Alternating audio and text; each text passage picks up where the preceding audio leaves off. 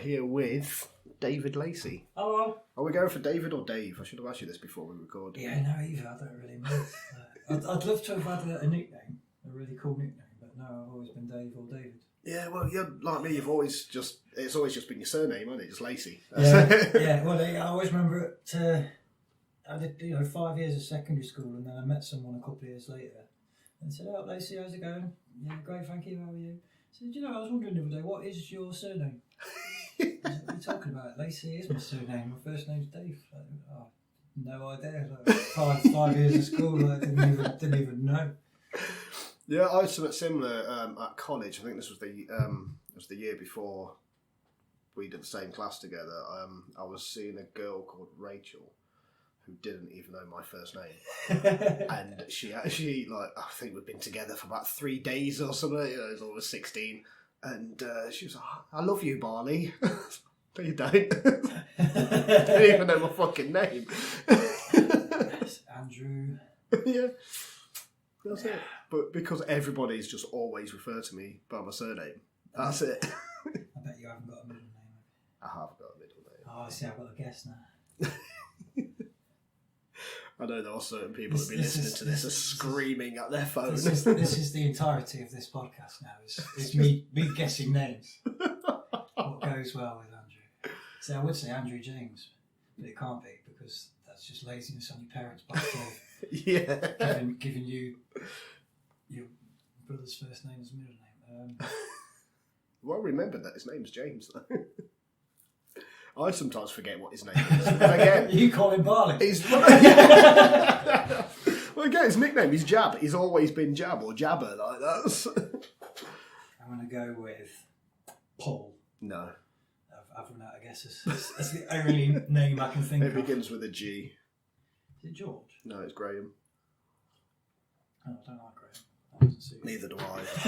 I'm not a big fan of my name, to be honest. Andrew Graham, it sounds too posh for me. That's why I prefer Andy. Or just Barley. Yeah. And plus, here's a great little fact for you. In Australia, AGB, my initials, is slang for hangover poo. Which, when I went to Australia with my ex-wife, she enjoyed telling everybody that she knew in Australia what my initials were. A hangover poo? Yeah, after grog bog. They call it an AGB.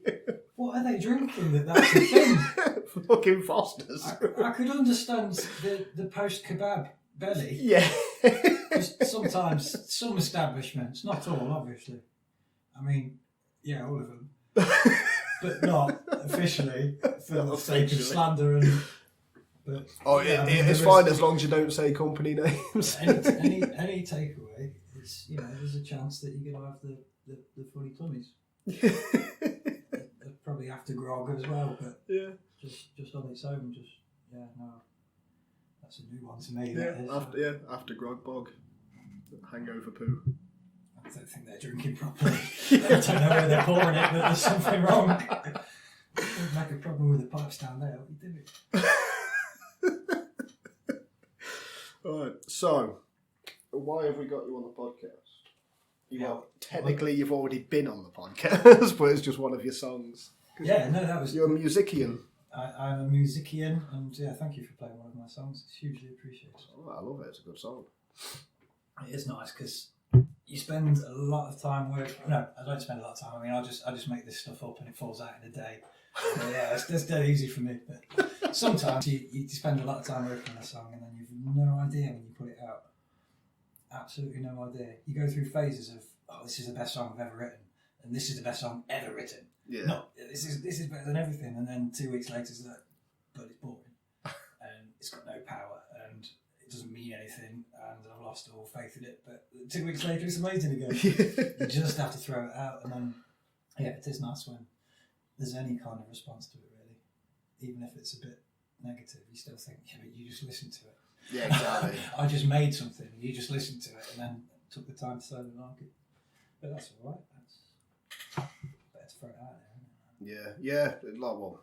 It's a saying that I'm not really a big fan of, but it's there's no such thing as bad press. Yeah, no, I do agree with that. Yeah, but like even negative feedback is feedback. I've had somebody send me a message about something that I said on another podcast, not on this one. It's on the one that I co-host, Flandy, and I can't remember what I said. I said something that somebody took offence to. Yeah. And they listened to the whole episode. I said this at the beginning. They listened to the whole thing, a whole hour, before they put a comment in. I was like, well, you still listen to it. You're responding to a joke. Thanks for listening. I find it strange when there's obviously some humour is close to the wire, and that's why it's funny. Yeah. Jimmy Carr does it loads, Frankie Boyle does it loads, and everyone's got a mate who lives on that line. Yeah. For some, he's over it by miles, and for some, he's that's blue or that's harsh or whatever. But yeah, I love that sort of. If you really shouldn't say that, that's hilarious to me. Yeah. So I never really get offended. It's sort of. I suppose it's if you think someone means it. That's it, yeah. I've really always said the same thing. Words are not what's offensive, it's the intent. Yeah. Even then, if someone really does mean something that is genuinely wrong and offensive and well over the line, you just think, it's funny that you're that much of an idiot that you could come out with it in public. Why did you say that? Yeah, that's it.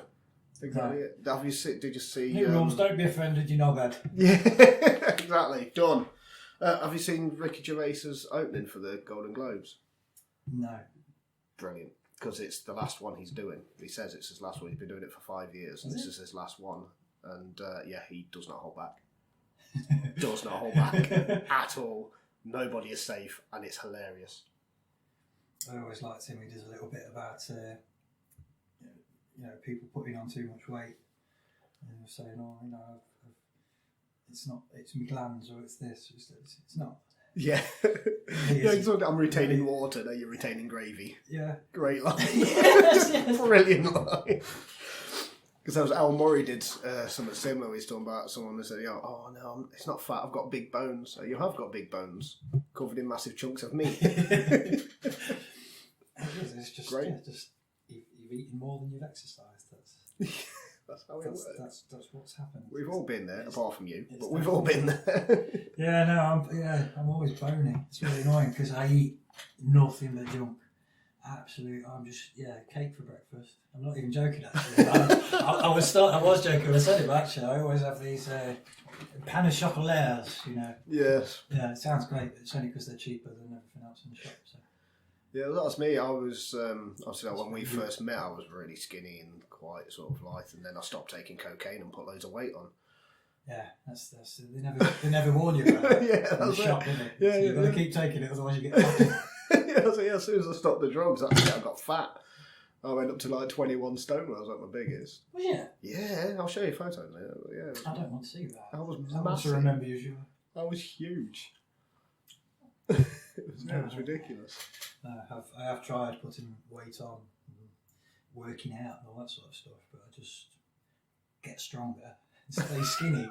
Doesn't actually change anything. Like you've got a superpower. Definitely lift more, but I can still see my bones. Yeah, I think some people have a frame.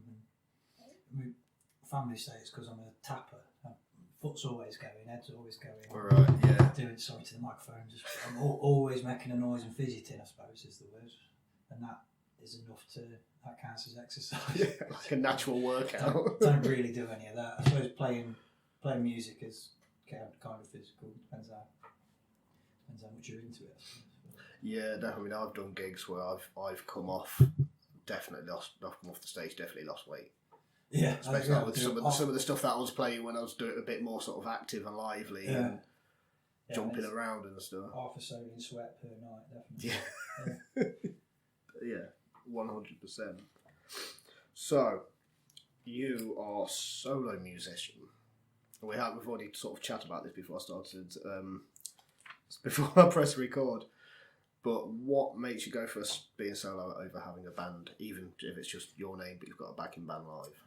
Well, I think I do other projects, but they're sort of for other people or commercial things really, or just experiments. Like I did a piece of music for a computer game, and there was never going to be any money in it. They did say it's literally just might be an opening for you and stuff like that. Right.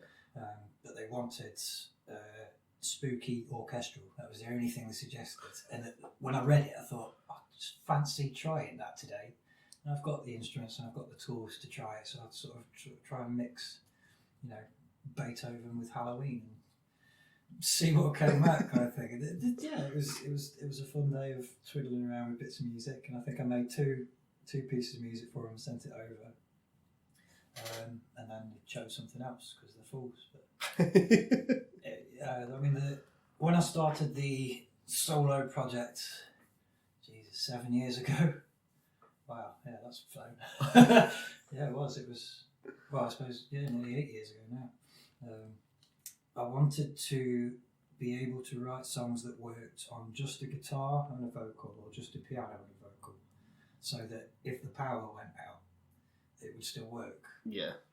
So that if I wanted to busk it, the songs would still work, and then if I had a full band, they'd work. Still work, yeah. So yeah, there's been loads of songs I've written and they're still on the back burner because they need the bass line and the drums, or they need a lead part to make them finished.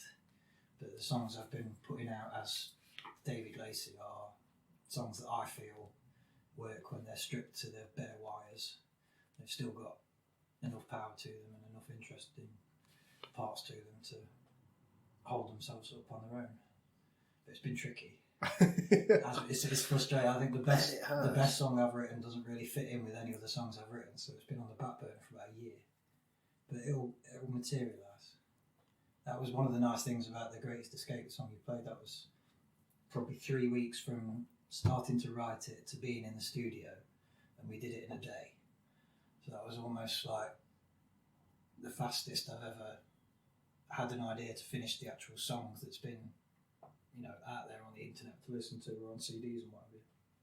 Whereas other songs sort of take 2 years and then get rewritten, and then I don't record them for another year. Yeah. So I don't overplay my own stuff so that I'm bored of it. It's probably a bad habit as well. Sometimes I find stuff on my computer and it's like this song that just says Wednesday idea. Is it saved file? What was that? I listened to it and I was like, wow, that's really cool. Who wrote that?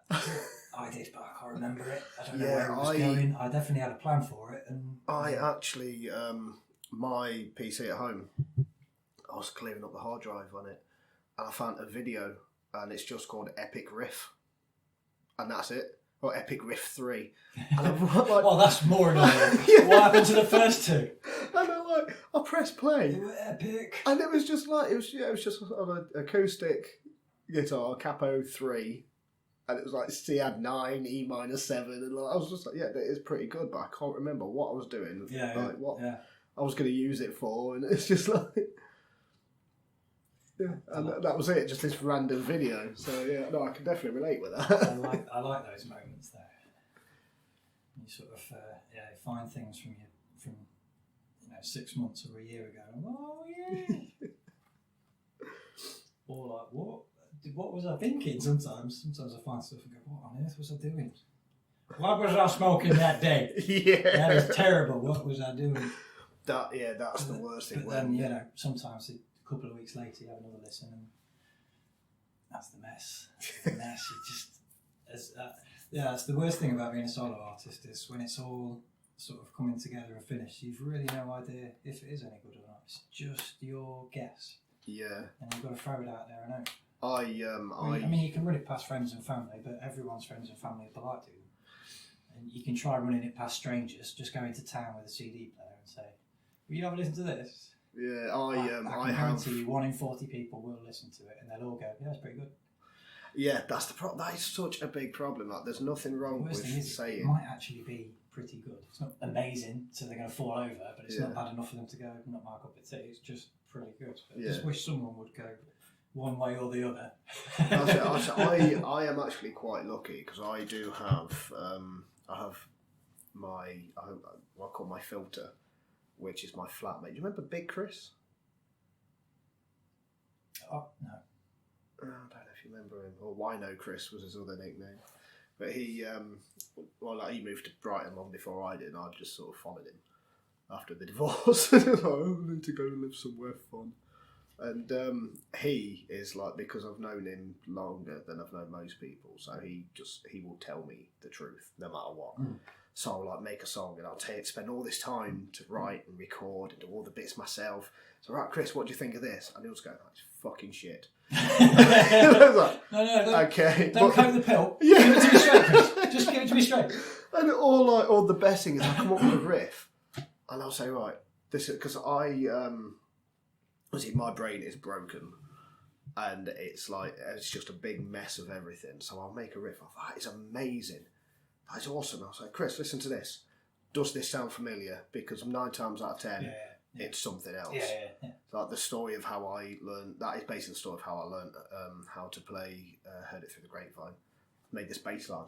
It's fucking awesome. I've done a few of them, yeah. And then like it was, I think it was that was while I was at my parents, and my dad just walked past singing it. I was like, oh, that's Marvin Gaye. Bright side. I've just learned how to play a Marvin Gaye song. Going back to the things we talked about before about forgetting things you've worked on, it's nice when you have that idea and you're sort of half certain that I've pinched this off something before. I've got half an idea for a melody or a bit of a chord movement, and I'm thinking, this is sort of writing itself, almost as if this is a song that my dad played when I was a kid. It's got into the subconscious, and I'm just copying something I can't quite put my finger on. And then a few days later, you realise it's a song you wrote 4 or 5 years ago, didn't quite make the grade, so you left it on the back burner. And you think, oh, good, I can steal that. Yeah, I can still use that. Self-plagiarism, just don't tell anybody. Motorhead had that problem. That's why their albums took so long to make, is because they had their style, they had their sound, they had everything. And when they were writing new songs, he just kept playing the same riffs over and over again. Like, oh, this is good. Shit, we did that in the 70s.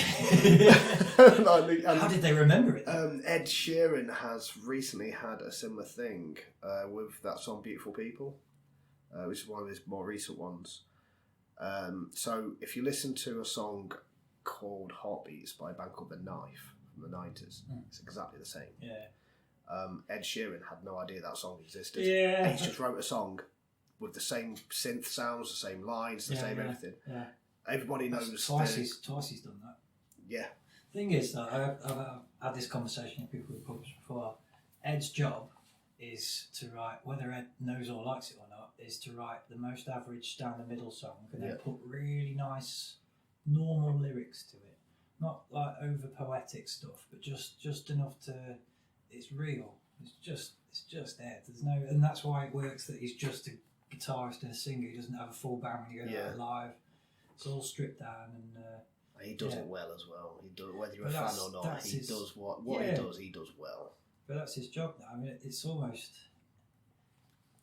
I'm bitter and envious, as any musician would be, of the Adeles and the Ed Sheerans, and I get why Adeles and Ed Sheerans are out there, but he must have a lot of pressure on him now. Yeah. Biggest every time he does an album, there's going to be an album that can't be bigger than the last one. Yeah, especially after. He just takes it on the chin. And especially after that album, I can't remember what it's called, but the one where every single song on the album was in the top 40. I've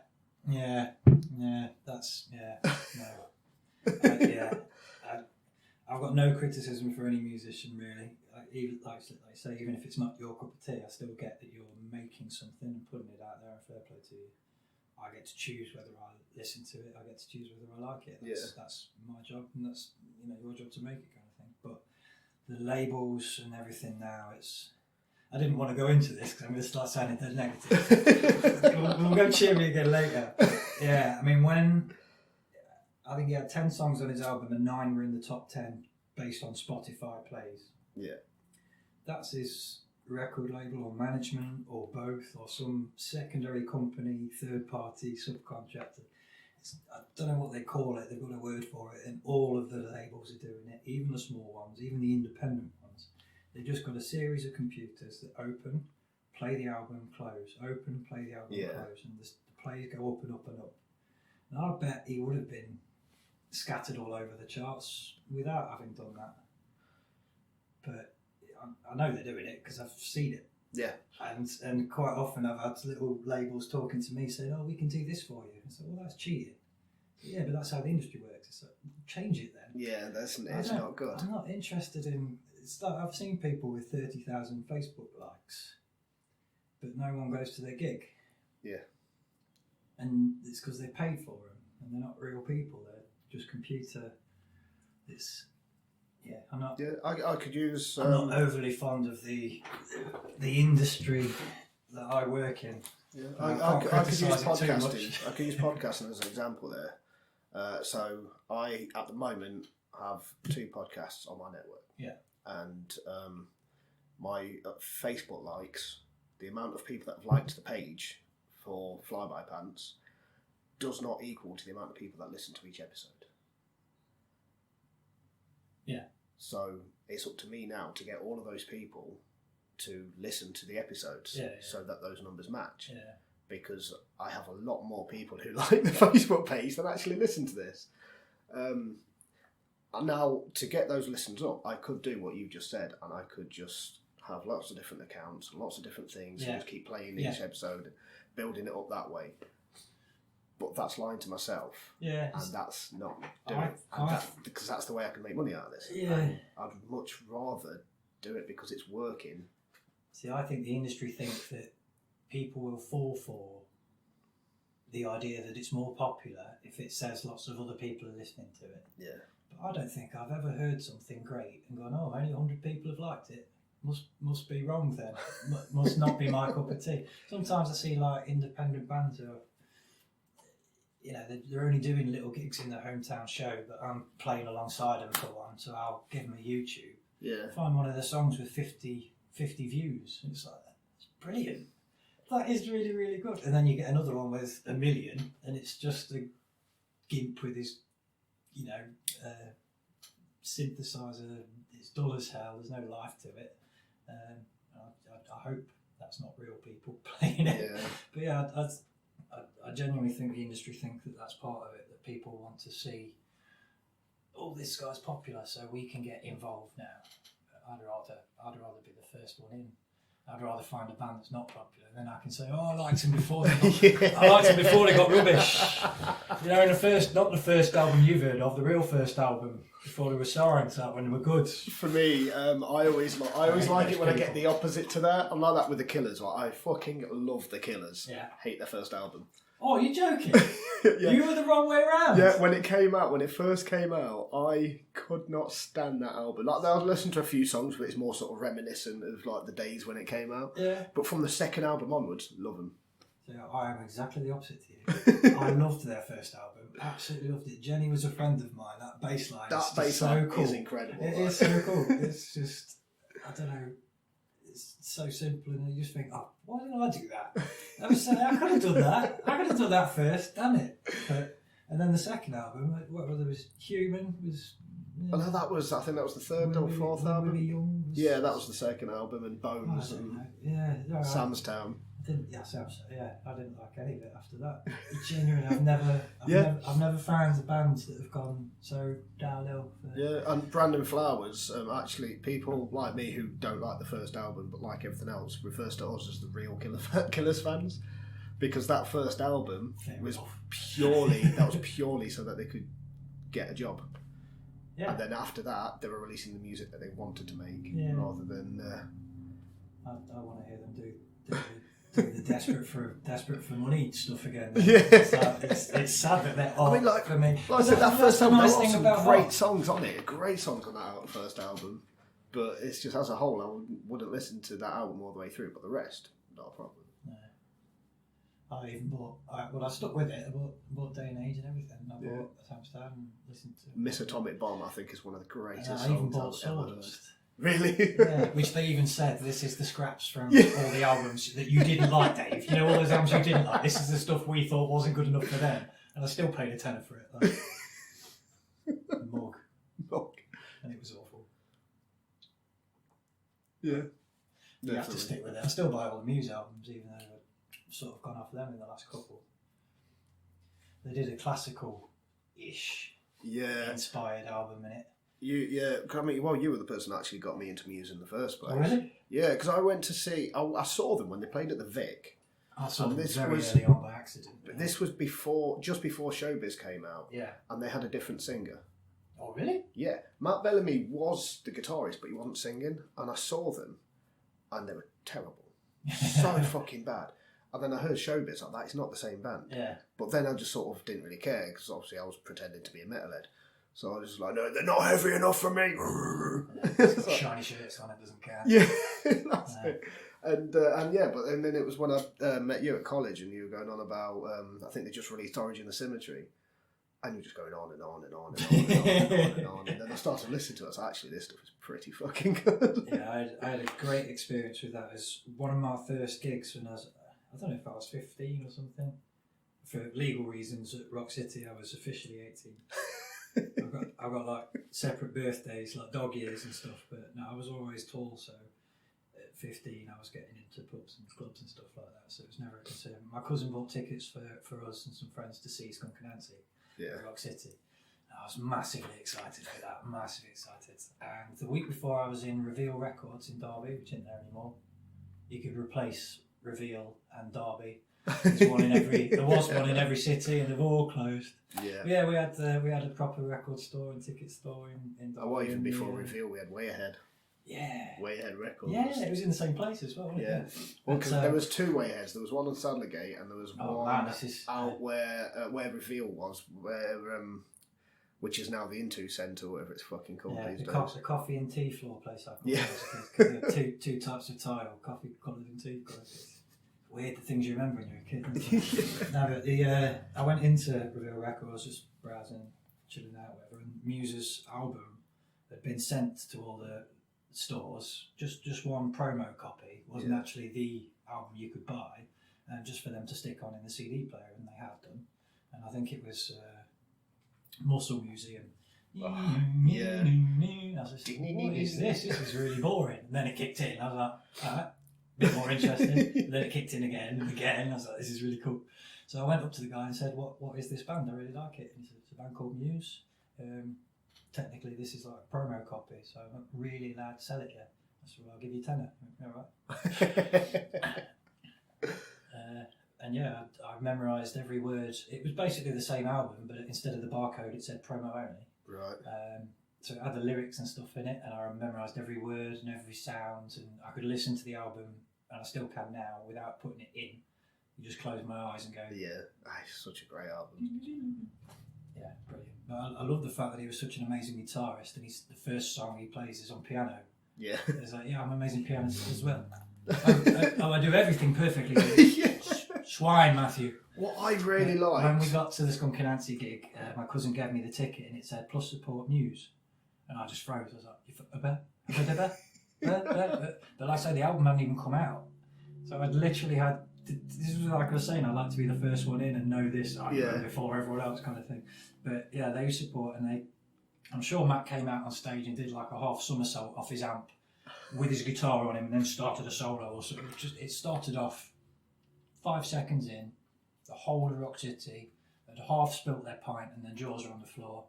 Like, wow. Yeah. This is amazing. Incredible. And they had the audience for the whole time, almost as if Skunk Anansie were going to have a job topping them. But then you've got Skin in Skunk Anansie. It's just incredible. I don't think she ever touched the stage. She just stood on people's heads, climbed up the walls. Yeah, She's half spider. A friend of half mine... Freddie Mercury. Yeah. She was so cool to watch. But it was the fact that I was singing along to every word. Recently in Brighton, and she said it was just incredible. Yeah. Absolutely amazing. But it was a nice surprise to suddenly find this brand new band, and then obviously I was singing along to every word, stood right at the front, no one else knew them, so I was like, how do you know these guys? And then as they were leaving the stage, I went, Matt, and waved, and he turned around and went, yeah, thumbs up, mate, am I supposed to know who you are? No, but everyone's going to know you. Yeah. You're going to be well famous. Amazing. And then people still, he sounds like Tom York. It's like, yeah. It's great, isn't it? Yeah. Or was that meant to be a criticism? Yeah. Sounds like one of the best singers. Well, I like him. I think it's... Yeah, I think back in those days, was that when he had, when Matt had the two microphones? before he got the looper, because he had one of the microphones was into a distortion pedal, and he used to sing the guitar solos instead of playing the guitar. So he'd play the chords and sing the guitar solos. Yeah. And you can't tell, but when you listen to those recordings, you cannot tell it's a man just going woo, fucking genius. They must try all sorts of stuff. I know at their last. See, where I recorded Greatest Escape is on the 4th floor of an old biscuit factory in London, and Muse own or rent the whole of the ground floor. This thing's about the size of a football pitch, this whole building, and it is just for their equipment that they don't use when they're on tour. That sums it up for me. The size of the room they've got for their spare gear that they don't take on tour, the stuff that they used to use for sounds that they're not using anymore. But Brent said to me they've gone really scientific. So the worst thing about playing live with a big band is that the sound is always worst on the stage. So you've got a sound guy making it sound great for the audience, but on stage all you can hear is and it's not necessarily in G when your song is in G, so it's like, there's all sorts. I don't know if I'm singing in tune, I can't really hear this, I can't really hear that, I don't even know if I'm in time. Just pull a rock and roll face and hope it goes well. Yeah, I remember the first time I played a gig when I had a monitor. It opened my eyes to so much. Oh yeah, I mean, I quite often get a monitor, but they don't really switch it on. Or they'll turn it up like 20 times louder than everything else, but have it at a frequency that only cats can hear. It's like, does it really sound like that at the front? Because this is really bad. But yeah, it's the more volume and sweat and pulling silly faces you can get away with, the better. That's David Lacey's top tip. Oh no, definitely. On stage, the sound is second. It's a sad fact, but you are supposed to be performing. Yeah. And I don't think people mean like. I don't think people won't be doing somersaults and stuff like that unless that's your thing. Thinking of the guy from JLS. JLS. Do you know what? I didn't figure out. Somebody told me, but I only found out last week what JLS actually stands for. Jack the Lad Swing, was it? Just like singing. Oh. Because they just like singing.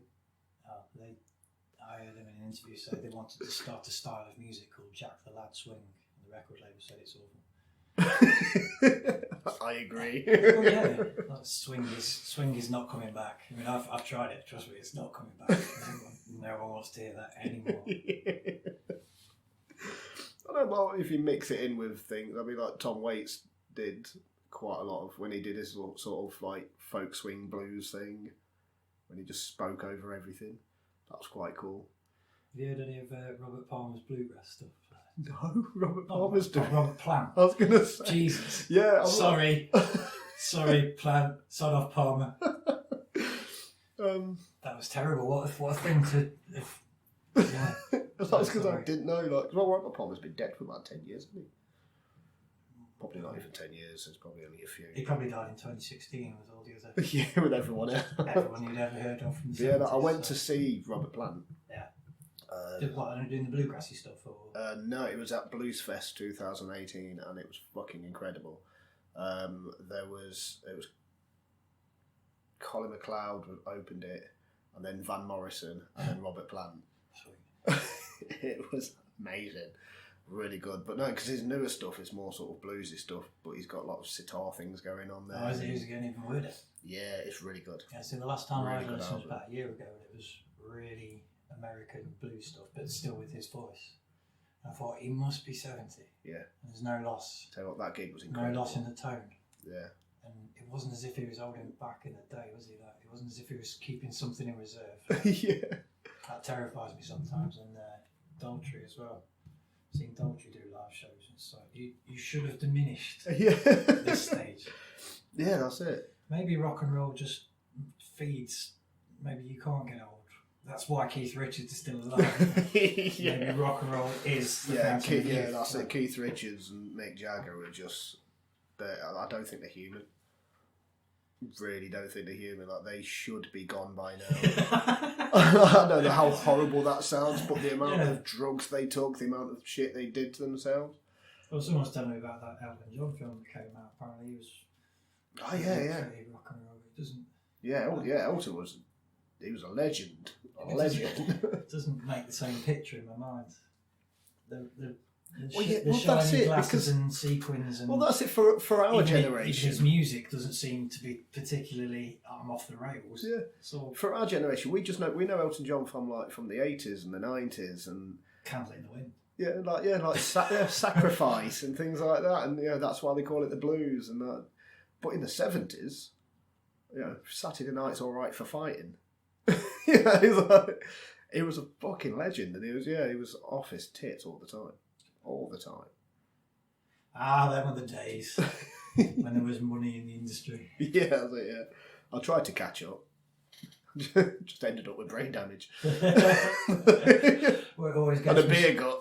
The amount of times I've overheard a conversation between men sort of around 40s, like going up to 50s, we've done all right, haven't we? We're not paid for it too badly, have we? It's like one of them's got half his arm missing. It's not the bottom half. Yeah. It's just that everyone's got something weird going on, but they're like, we were all right. We did lots of it in the 80s. We're all right now. So you're talking to the wall. What? We're over here. Hey? Deaf, dumb and gone. Like, but why not?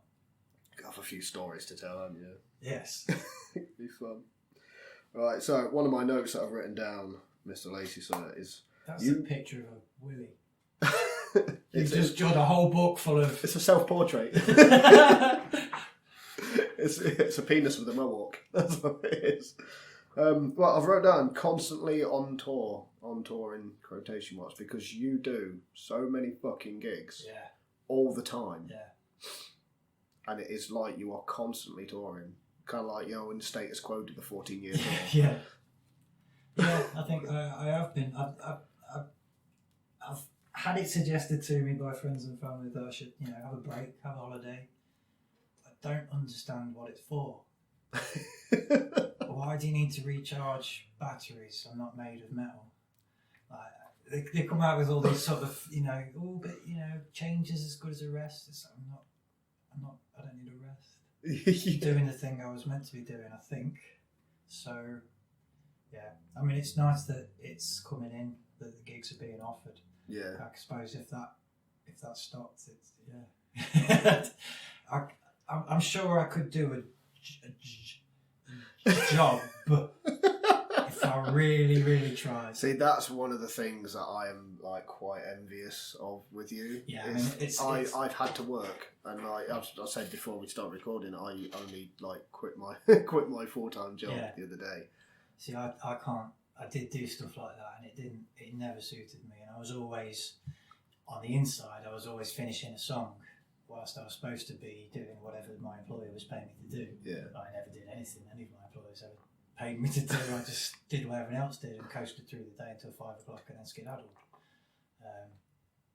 But I was just honest enough to say that's exactly what I'm doing. Yeah. I don't really want to be here. I just want to get paid and go home and make music. And I said, oh, that's very honest of you. Can I go home now? I haven't got. So we really want you to give 110%. It's not mathematically possible, and you're not getting more than 7 or 8. I'll be honest with you, I'm really tired because I was up till 2 in the morning working on the bass line and stuff like that.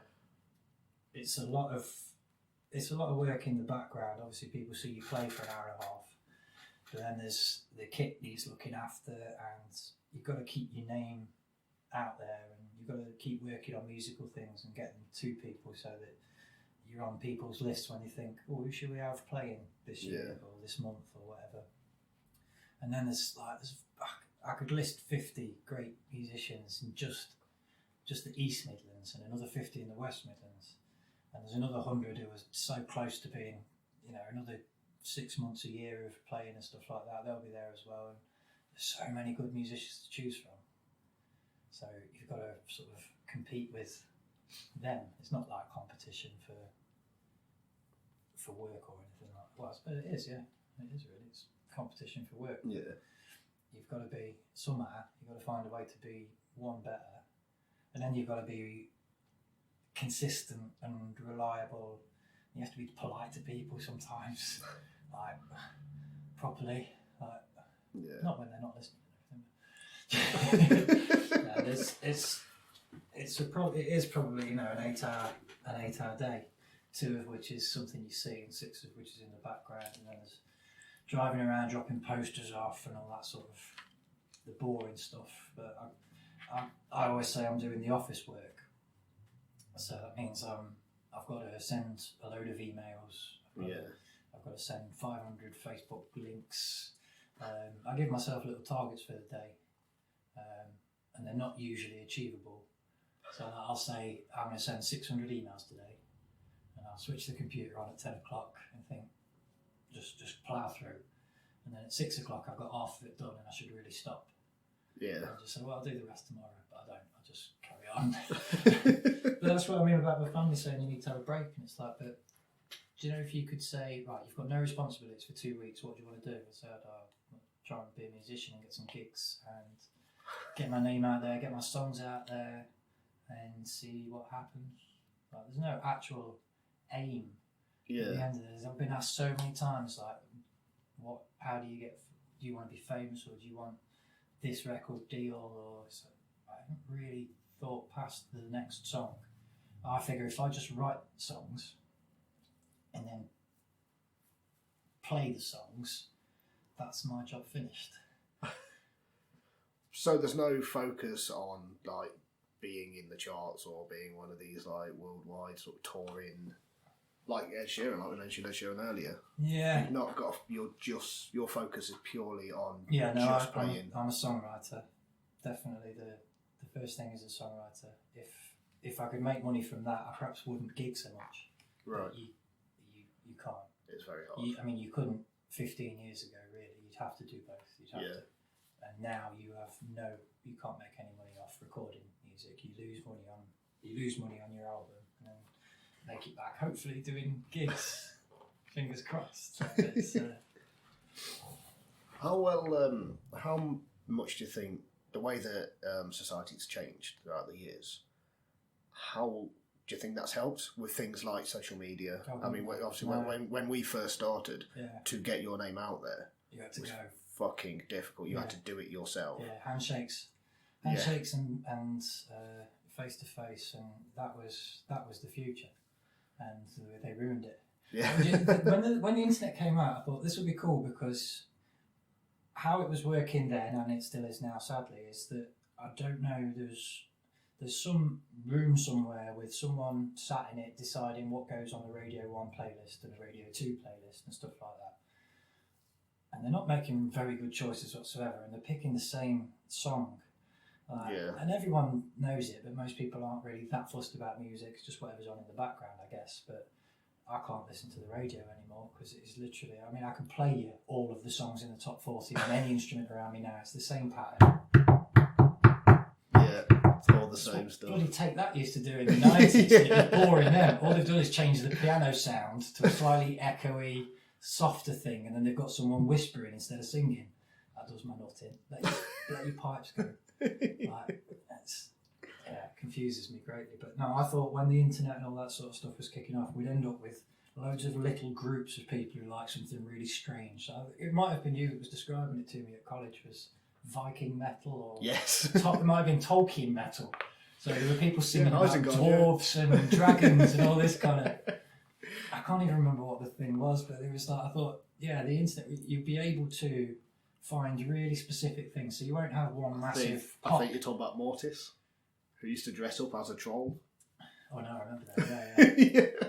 And Berserker as well. Yeah. Berserker were great, because Berserker they had like 5 members, and they all wore masks and costumes, but they all could play each other's instruments, so they used to swap costumes and stuff. It was fucking great.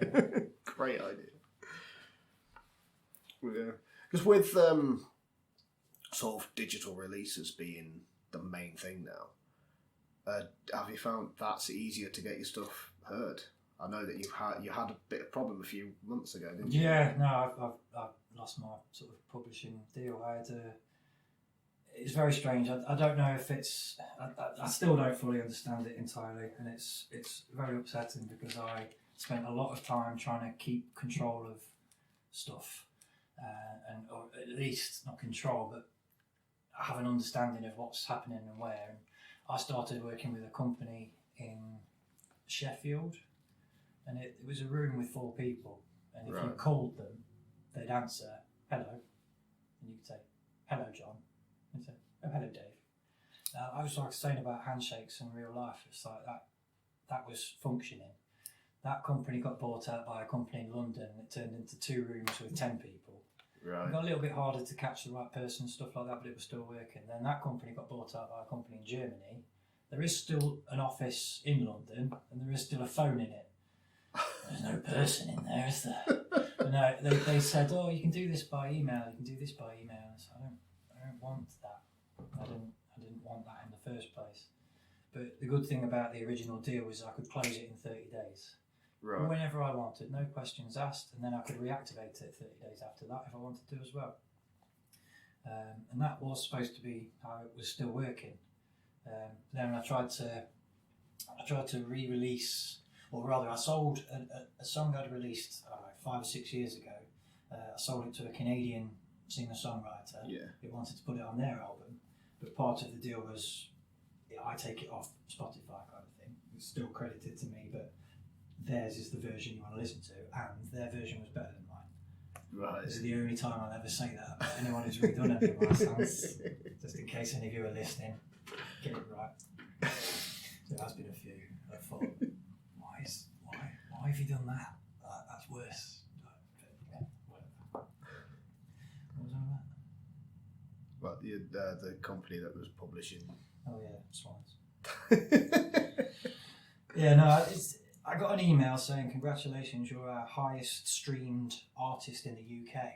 I was like, Travis are on the same books. You remember Travis? Yeah. He used to do all the choruses with the same words. Sing, sing, sing, turn, turn, turn.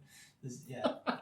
Well, they were great. But they're on the same books, and they're UK artists. Yeah. So I outstreamed the 90s chart topper. Is that genuine? So I went on to check it out, and it was like, 75... Well, it was 7,500 plays that month or something. I was like, whoa. So I get like 500 on YouTube. So I'm a bit old fashioned. I don't really internet.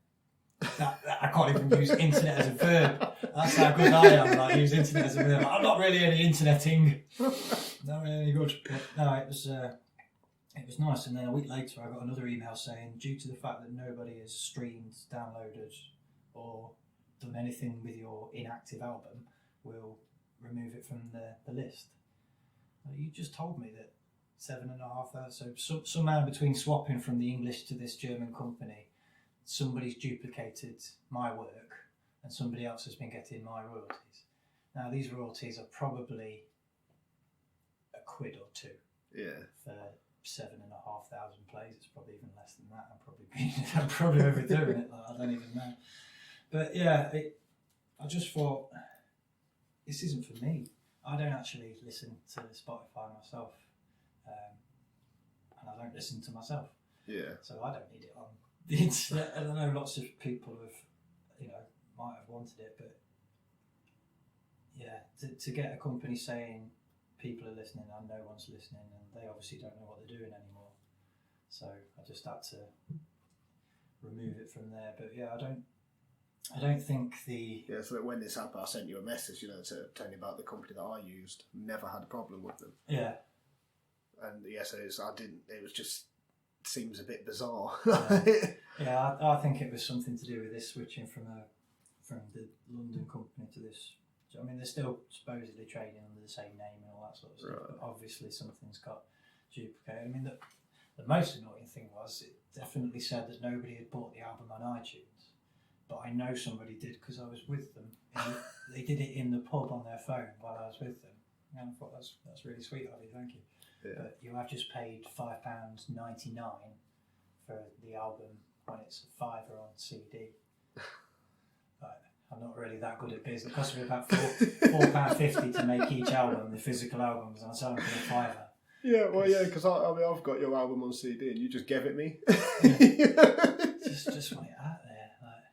But that's the thing, if it is on the internet for free, yeah, you see, the last album I made, I probably sold about 3,000 copies in a couple of years. Right. And then I did it again, and everyone said, "Oh, no one's buying CDs anymore. It's all online." I said, "No, No, it's not. Yeah. No, I'm not like that, so I can't be alone. And Yeah, and I was right. it's true because the other album sold 1,000 or 2,000, and I didn't make anything, but it broke even, and it made me able to do another album. yeah. And they said again, "Oh, just stick it online. Don't bother doing CDs." No. So I bought 1,000 copies of the album, and I've still got 400 of them. Yeah, well, CDs now. Yeah, CDs now are basically how vinyls were for us. Yeah. And even cassette. There's the black metal band Abduction. Shout out to Abduction, as it's my mate's. I can't remember. He doesn't use his real name. I can't remember what he calls himself, so I'm not going to say it. But yeah, they're releasing cassettes. Yeah. Well, there was a band a couple of years ago, and they sent. I've got a couple of friends who sort of do small labels and run studios and stuff like that, and they got sent this cassette, but it was inside. Like there was a Walkman sort of dictaphone in there as well. Amazing. These guys must have spent a fortune because they went to both studios completely separate. So it's basically the thing, you opened it up, and when you opened it, it pushed the cassette thing down and pressed play. So they must have spent a fortune on this, but yeah, they did say like it was unique, and we can kind of remember that band doing that, but I can't tell you what the song sounded like. So it's almost like you've overshot it with the gimmick. Yeah. Should have spent more time on the first 30 seconds of the first song. But I think that's a big thing at the minute as well. Good idea though. Yeah. I've got to be honest, to all young bands out there, nobody listens to your record when you send a demo out. Yeah. Nobody. They don't even open them. I'm really sorry to tell you this. If you've just shipped 100 off to them, they're piles and piles. If you go into these places, there are piles and piles of CDs, and they give them away to musicians who walk in, because that's where I've got loads of new albums from. We get sent all sorts. Just help yourself. We don't listen to them. It's sad, especially if you find one of your own albums at the bottom of that pile from 4 years ago. It's like, oh yeah. But yeah, to send a cassette would be one way of going. Well, we haven't got a cassette player, obviously, but still, it's one better than. Yeah, I think like a lot of bands now, a lot of musicians are going for gimmicks again, and it's all coming full circle again. See, I always thought YouTube would be bigger than Spotify and stuff like that, and maybe it is. Like I said, I don't really interneting, so I'm not really sure. But I get the feeling now that Spotify is the music industry in its entirety. I think 99.5% of people are all Spotify. As soon as iTunes switched to Apple Music, that was the end. Yeah. That was the end of the recording music industry. It doesn't have to be an industry. People can still record and get stuff out there. But yeah, with the industry falling down, you get things like comeback bands. So Duran Duran are back, which I don't have a problem with. Aha are back. Rick Astley's latest song is fucking incredible. Has he not just re-released his old one? No. But that's the sort of thing that the record labels are doing, is because we know there's a market for this. We get these old boys, 70s and 80s, put them back out on one tour with one album. We're guaranteed to make 20 grand. Yeah. So we can spend 5 on advertising. Whereas if we look at this new band, if we risk any money on them, we're probably not going to get it back. So let's do the old stuff. And then obviously continue releasing exactly the same song into the charts for Radio 1 to play. Yeah. It's just that same dotted, it really winds me up. Yeah, we've come back to... 90s, yeah, that's it. Back, that's what I was going to say. We've come back to remixes. Yeah. Like Billie Eilish, Bad Guy. I don't like that song. I quite like Billie Eilish, to be honest. Stuff that she released before that, I really like. Bad Guy I wasn't a fan of. And then Justin Bieber released his version, where it's basically just sang like the second half of the song really badly over the main thing, and it's but that got bigger, and that was being played more than the original. Yeah. And there was about 2 months in between the releases. It's just like we're going back to that again.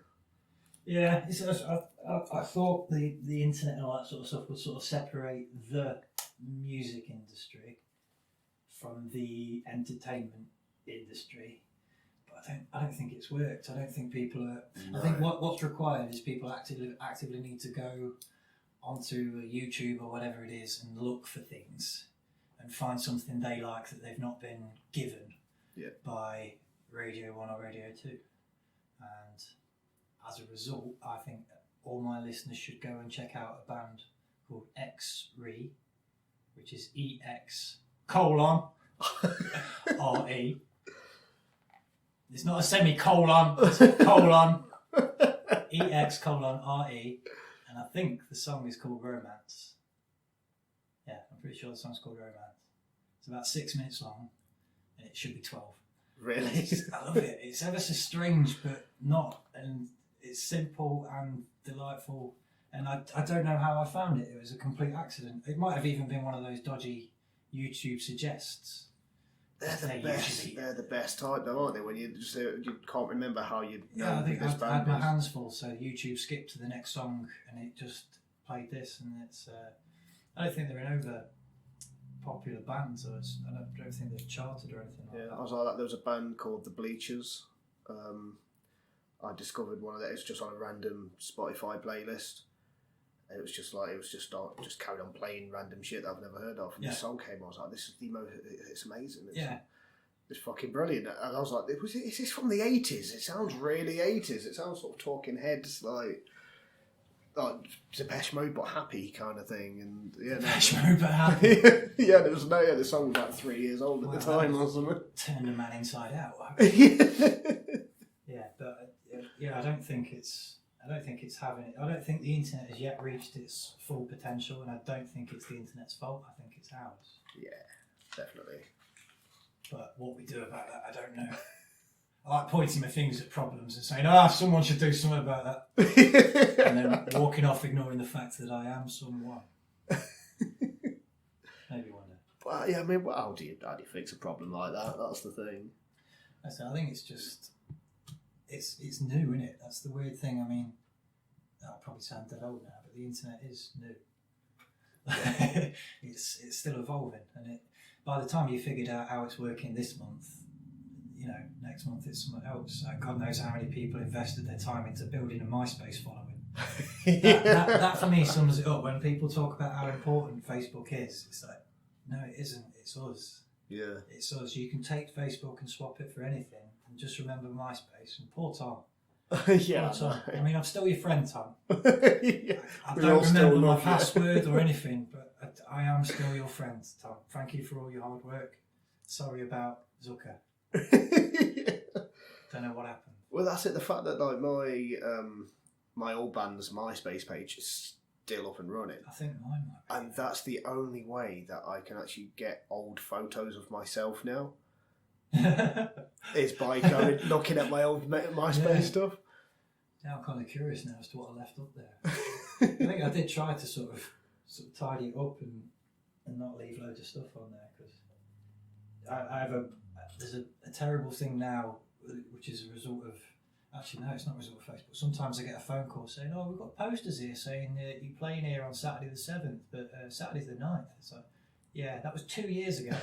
2 years ago I played at your venue on Saturday the 7th of December, and you didn't put the posters up, you put them in a pile, didn't you? And you finally got round to looking through that pile. But yeah, you get posts you stuck up on Facebook. I get messages saying, are you playing at this pub tonight? It's like, no.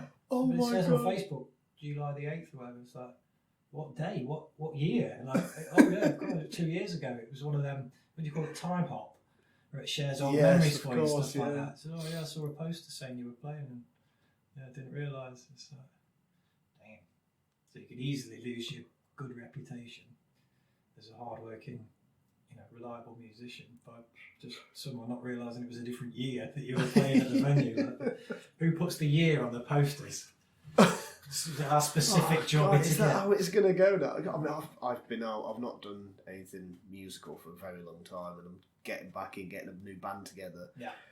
And I'm just dreading what I'm going to have to do to get gigs and to get a following back. And yeah, I always say the same. It is handshakes and face to face. It's really time consuming and really expensive to get in the car with a little demo CD, which they're not going to listen to. Yeah. You still have to take it and write your phone number on the CD and on the little bit of card inside, and scratch it on the plastic, because they'll lose 2 out of 3 things you give them. But genuinely, just go in, say, I'm a musician, my band plays stuff like this. If you're ever interested, here's my card.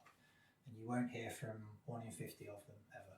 Yeah. But you won't hear from 49 out of 50 of them. You only need one, and you do a good job at that gig, and they book you again, and then they'll tell their best friend, who, guess what, is a landlord or a manager or works in a venue that does this and that, and then you do that, and they tell a good friend, and it is just slowly building up a reputation. But then there are people who swear by just sitting on Facebook for hours. Yeah. Send a link, send a link, send a link. I don't. Well, that's like back in the day before. I don't open them anymore. I used to complain about the promoters. You'd send them 100 messages and they'd never respond, and now I'm sort of one of them. You open. You've got like 20 minutes spare in the day, and you think, right, I'll get some emails done, and it says like 309. It's like, it can't be, and it's just like, people's links and things like that, and I'm flattered that someone wants to share stuff with me, but I've got 20 minutes, so I'm responding to 10, and then I'm just ignoring the rest, and I'm so sorry.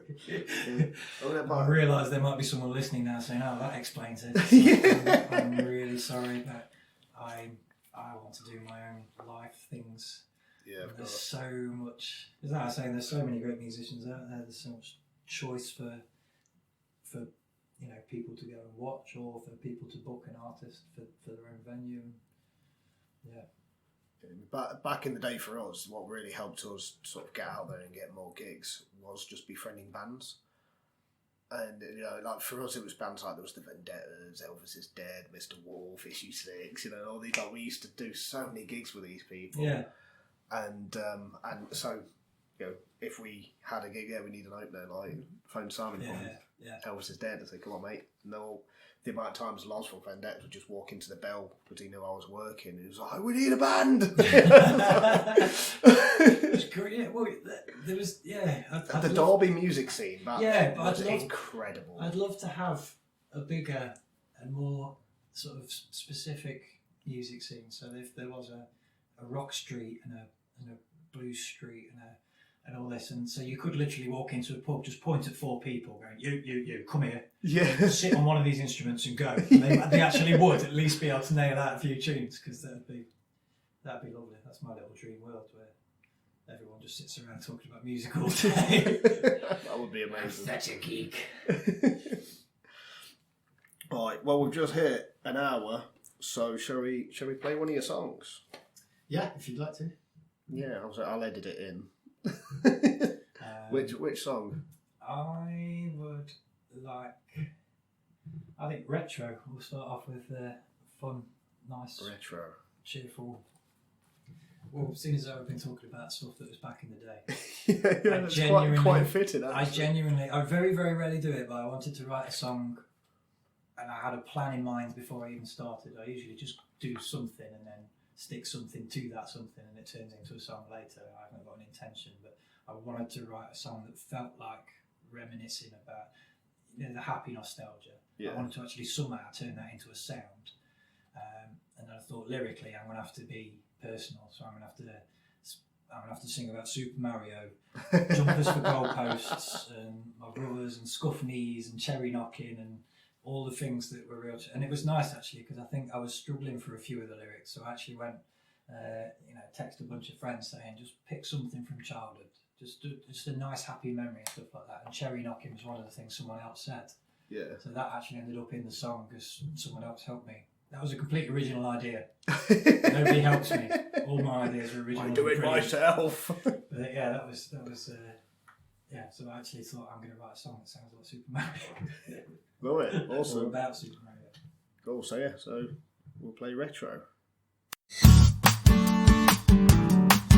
I was born and raised in the good old days, but my heart, it beat too fast.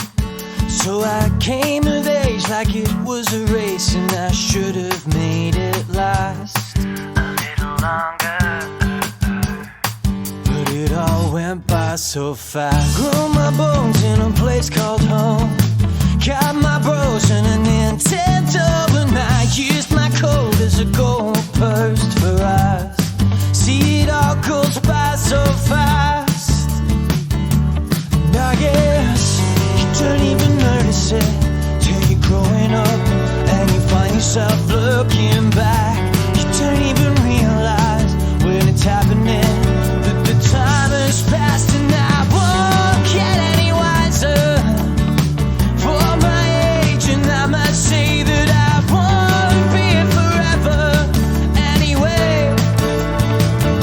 So let's go retro like it's 25 years ago.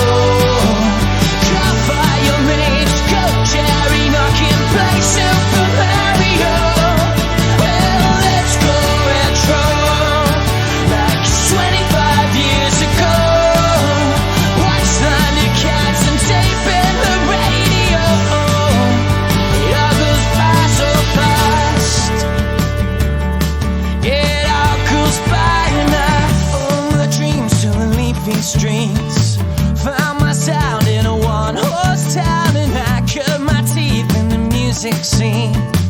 Earned my turn down a microphone and I can't escape when the clocks go back. But it all goes by so fast. And I guess you don't even notice it till you're growing up and you find yourself looking back. You don't even realize when it's happening that the time has passed and I won't get any wiser for my age, and I must say that I won't be here forever anyway. So let's go retro like it's 25 years ago. Got fire mates, go Jerry, knocking play Super Mario. Well, let's go retro. Feels like 25 years ago. Watch Thundercats and tape in the radio. It all goes by so fast.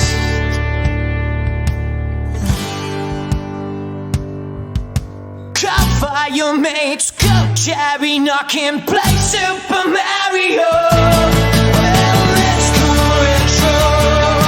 Feels like 24 hours ago. We watched Thundercats and tape in the radio. It all goes by so fast. It all goes by so fast. So, Introduce you to my family. This is Jessica. I bought her without playing her, and I'm not joking. really? I walked into a shop and I looked at her and went, that is the sexiest thing I've ever seen. Like, I do. I love a hollow body. This- I love a hollow body. this is broken. For those of you listening who don't know what we're talking about, Was it recording? yeah. I thought we were just having a chat, man. I didn't know we were doing a podcast. It's all right. Editing's a friend of Yeah, ours. this is an Epiphone Century, and yeah, it was half broken, but the things that were broken are the things I know how to fix. Perfect. So I got it pretty cheap, but yeah, I didn't even play it. I think the guy was a bit put out. I said, pick up work and everything. He went, yeah, I said, that'll do. Just look at her, look at her. She is beautiful. And then It's got the sort of the ES33 look about her. yeah, well, it's actually a short neck, really proper geeky now, but it's just how they used to make it in the 60s. Yeah. So it's for jazz. She's never played any jazz. She's not doing any jazz in my house. There's a And bad boy right here. This is omelette. omelette. You have to break a few eggs. I basically bought that. I bought that because I broke my hand and it never quite. Oh, yeah. It never quite healed properly. But don't tell anyone because I can still play guitar on it. But yeah, I couldn't really use my left hand, so I don't know why. I just had the idea that. Okay, I'm going to get descriptive so people know what omelette is. Omelette, I think people are going to know it as a keytar. Yeah. But it looks like one of the swords from Gears of War 3. Cool. It looks like a massive machete. It is. People refer to guitars as an axe. This actually is called an axe, and Yeah. it has a blade, with blood stained on it. Yeah, it is the most like Blood medieval red. fantasy RPG thing I've ever fucking seen. It's a keytar, but it's blood red and jet black, and it's massive. Oh, I'll And, try and get some photos of this. Yeah, when I bought it, I thought it's going to take me ages to learn how to get my head around this, because I play guitar a lot, I play bass a lot, I play drums a lot. I play keyboards every now and again, but it's only really just to add something under a guitar. I never really do anything. Strings. Yeah, never really do anything that a keyboard player would have a look at and go, "Well, that's interesting." It's just the basics, like.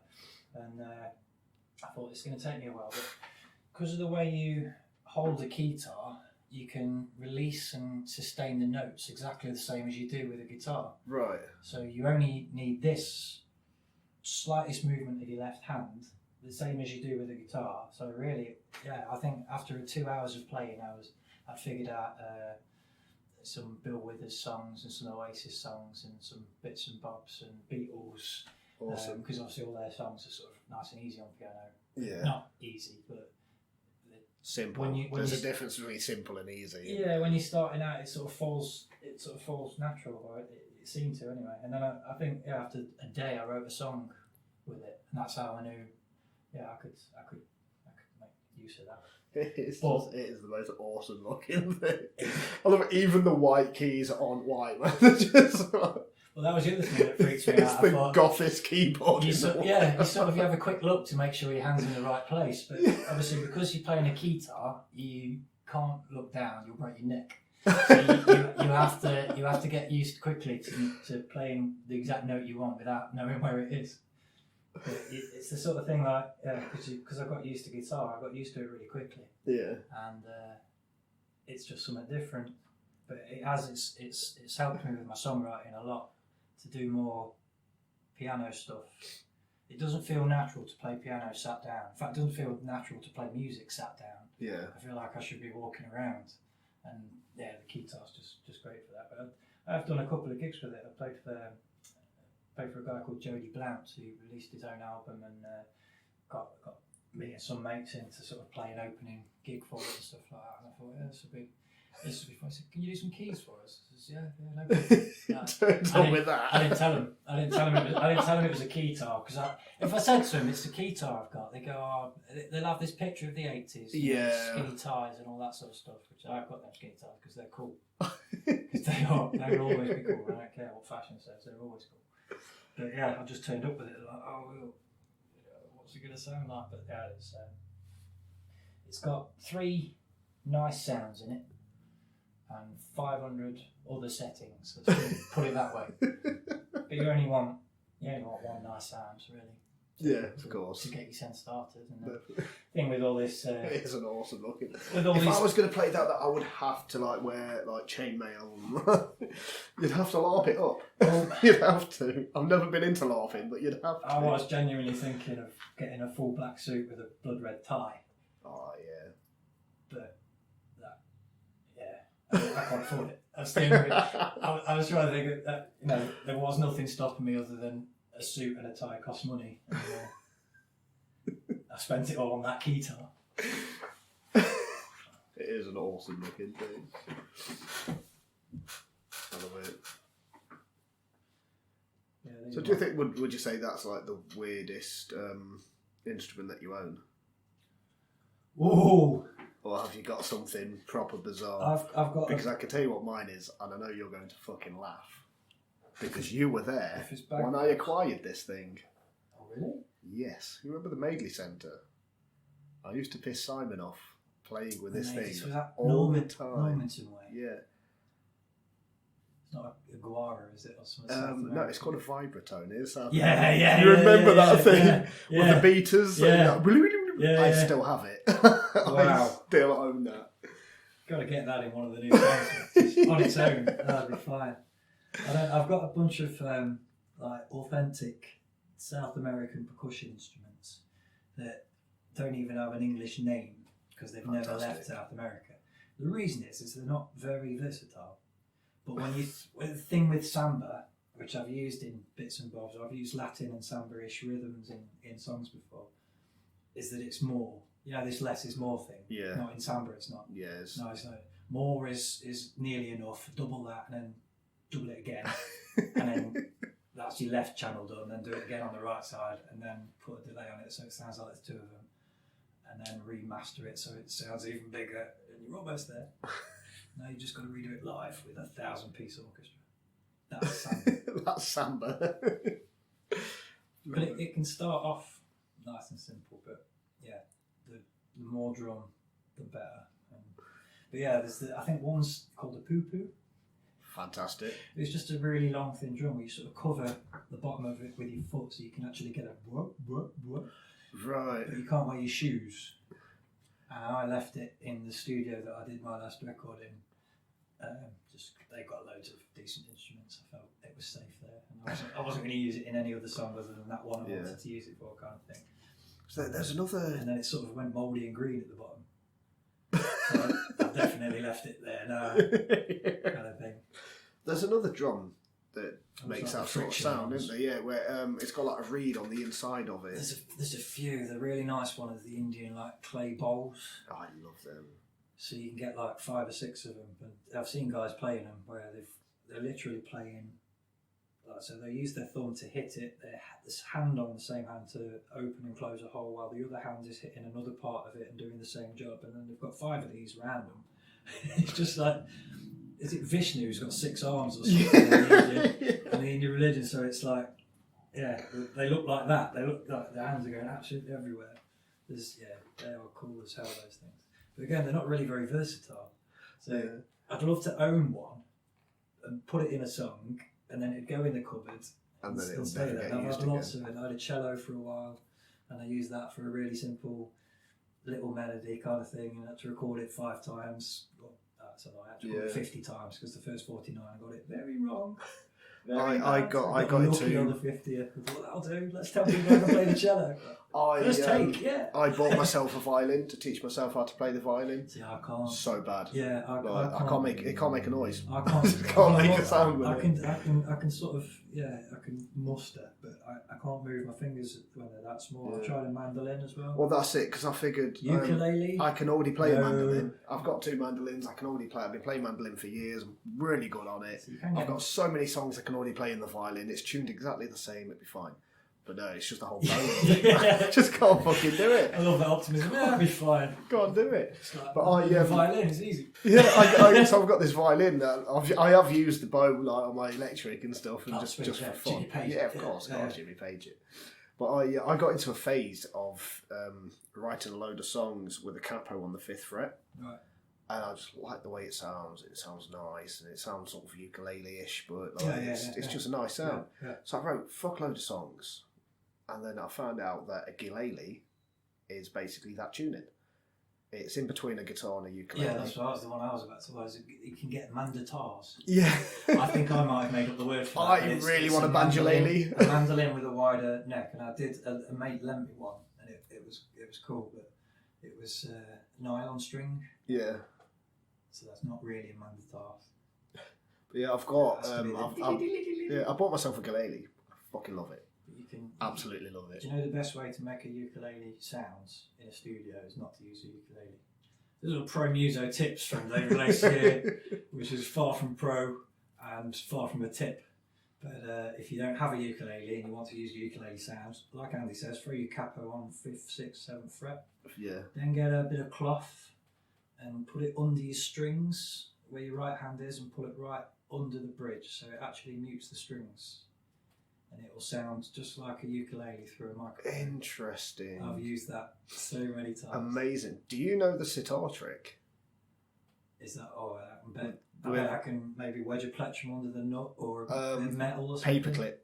Weave a paperclip between the strings. Yeah. And it sounds like a sitar. I've never tried it, but I have to now. I have to now. Then I've got a paperclip. Thing is, like, when you find these things in your studio, you think you've got to do it. Yeah, you have to do it. Like, I've not done it with an acoustic. I've only done it with an electric, and even then, it wasn't a hollow body; it was a solid body. I think, when you find these things, It was I feel like it's like bushcraft. Like, yeah, I'm making this stuff up as I go along. By the bridge, we stretched it out because it was me and who was it? Yeah, it was me. Oh God, what was his I fucking knew this was name? going to happen. How have I managed to sew it in? How have I Yeah, done that? because we stretched out. This is like that magic trick where he's like, look, it's not connected, now it is. What have I done? Yeah, we stretched it out and we like weaved it out the bridge. Just want a rattle. Don't want it to press on it. Because I was going to buy, because I really like the this is gonna sitar work. sound, This is and I gonna was going to work. buy a pedal that does it, but he was like, no, just use a fucking paperclip, man. Yeah. But because the... Do you know what all the pedals I've got actually do next to nothing? Really? Yeah, but it's like I've got a compressor pedal, but if you turn it on anything more than 1 out of 10, you can notice it, and it ruins it. Right. But 1 out of 10 is just a little tidier. And I've got an EQ pedal which has got like 7 bands EQ. You can control this, you can control that. I put the tiniest little bit of treble notch down. Tiny, you can barely register it on the thing. People said to me, why do you bother setting them all up? Like, my favourite pedal is the tuner pedal. When you switch it on, it makes no sound. I mean, no electrical buzz, Brilliant. which is its point, but no one can hear anything. So that's 80 quid, I suppose.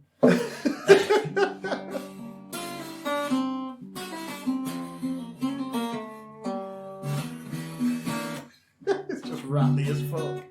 There's got to be a way to get it to sit and be toying with this. So we're going to This is the rest of the episode, the rest of the podcast. I shall play with that later and see if there's a way of just... Yeah, because we did. It was, what guitar was it? It was, I think it was just it was a typical Jackson metal guitar, and weaved the paperclip in between the strings at the bridge, and yeah, it sounded like a sitar. I'm toying around with that. It was incredible. I loved it. It's my we tried it with mine. I've got a hollow body. I use a Washburn DM, the HP 32 DM. It's fucking amazing. I love it. It's like one of the best things I've ever played. And we tried it on that. It just wasn't working that well because it was a hollow body. Yeah. I mean, Jessica's she's obviously the best looking guitar in the world ever. And that's a fact. Like, it's been opinion checked. Even David Attenborough agrees. The Queen. She said Dave, definitely. Yeah, she does. She does like an Epiphone, does Alice? Definitely Dave. Proper mint, that thing. Proper mint. That's what she said. I swear. Exactly like that. And then, but yeah, I mean, if you whack a distortion on that, it sounds awful. It is for clean sounds, but it does it really nicely. But yeah, I don't play it, just look at it. Love it, yeah. I don't know what the weirdest instrument I've got. Probably, it's not technically an instrument, but I still have every drumstick I've ever bought that I haven't broken. Really? And I don't have my kit anymore. The studio I have at the moment is just about big enough for a drum kit, but if you wanted to actually put microphones around it, and the room's a bit too... I had an electric drum kit. Do you know, I'd really like one, but I don't think I'd use it that often. Yeah, it did the I'd job. get really addicted to it if it was really good. Yeah. Well, me being me, obviously, I was like, I'm going to put drum this... solo tonight, lads. Enjoy it. Yeah, me being me and like, approaching music the way I've always approached music, I looked at this electric drum kit and I looked at my pedal board and I just went, yeah, it's got to be done, hasn't it? So, which is one of the reasons I got the keytar, is I was thinking the acoustic guitar is great because it's versatile.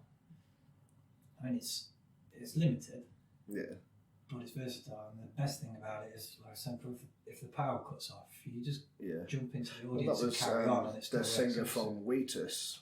Like, he only used an acoustic, even with distortion. Yeah, his acoustic was going through his distortion pedal. He only ever used an acoustic.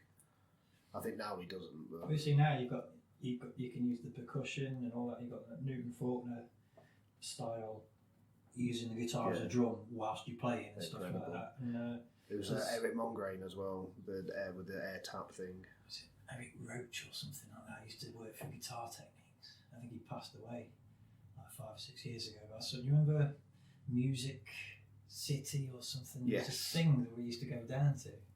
I feel like it was in like Birmingham or Manchester. Manchester. Yeah, it was at the NEC, wasn't it? Yeah, and it was just all the manufacturers showing off their new gear, really. And they were showing off. They'd get some fancy guitarist as this is the new amp, it sounds like this, and he'd play a blistering 5-minute silence. It sounds like that when you play it, mate. Yeah. Like, we don't have that button in our repertoire to suddenly make a solo like that. So the amp's not so impressive, it's you. But yeah, we had Eric Roach he was doing all the percussive stuff on an acoustic guitar, so it is a versatile bit of kit. And but I thought with the guitar, you can plug that into a laptop and it can be every drum kit you want. Not any, every. You can do all of them. You can have this kick and that snare and this hi-hat, and then you can loop it, and then you can play the bass line. And if you don't like the bass line in it, you can put a different one in it, a different sound in it. Or you could actually record the song and just key it to a button. Perhaps you shouldn't admit that. It can be done. It definitely can be done. You could record a 3.5-minute sample, which is the entire length of the song. Press one key and it would start that sample, and then just mime. When I was That's DJing, what I do. When I was DJing the House and Trance nights, most of the time I'd made the mix already at home. Oh, all DJs do that. And just like I'd made this big 30-minute mix and just leave that to play. Yeah. And just pretend. Well, no, the thing is, I mean, I don't know if all DJs do it. That was probably a bit of a sweeping statement, but I've got them. A lot of them definitely do. I know that for a fact because we have a thing where we go to certain clubs and you know the next 10 songs. Yeah. Because I've heard this disc before. We play it every week in the same order. I should perhaps go out less. Do you know what I mean?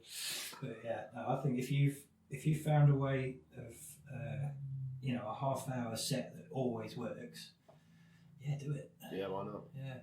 And then if someone comes up in the middle of it and the dance floor empties all of a sudden, someone comes up saying, I want Stevie Wonder. Fair enough, mate. No problem with that. Bang it on. That was always mine. When you were DJing, did you ever have a song that was everything's going wrong, everyone's left the dance floor and the mood seems to have completely died, it's time for that song, which always works. Every DJ's got one and I've never met anyone with the same one. For me, mine was Stevie Wonder Superstition. Once the dance floor had emptied and the mood seemed to have changed, Stevie Wonder Superstition, everyone's back in and the party's back on every time. Yeah, well, for me, because I was DJing, I'll say like house and trance. No, I was still living it then. Well, mine was actually a mashup that I used, and it was Run DMC versus Jason Nevins. Right. It's like that. Yeah. Mixed in with Josh Wink, High State of Consciousness. Okay. And second one. Worked every time. Yeah. Worked every single time. Weird, isn't it? You all know this. You'll know it if you listen to it. You'll know the tune. No, I always find every DJ's got one. Last chap I met said it was Barry White. And I was like, no, really? Amazing. I wouldn't have really. Properly, genuinely, he was like, yeah, every time, and he did. He was. I think I was playing first, and then he was sort of DJing the party after. So while I was doing my mingling, he looked over and the dance floor was empty. Barry White came on, and it was full again.